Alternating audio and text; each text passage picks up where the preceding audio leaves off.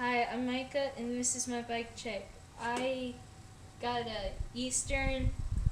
First, we'll start out with the frame, and I got a Eastern Ace of Spades frame, and yeah, it's by Joe McMurray, and he used to ride for Eastern.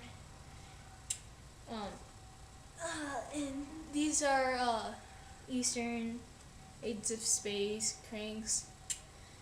And the pedals are signature by someone, which I don't know who, but they're made by Animal. So I got Animal red ones, and yeah. And my bars are S&M, Matt Behringer ones. So they do really nice bar spins.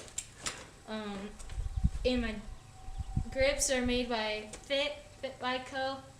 Same with the bar ends. And then my gyro is made by Odyssey. They yeah, so they make very good brakes. I'm happy with them. And my hubs are made by Eastern. And my forks are made by S&M. There's just like regular ones that you can buy off the internet if you go to snm.com.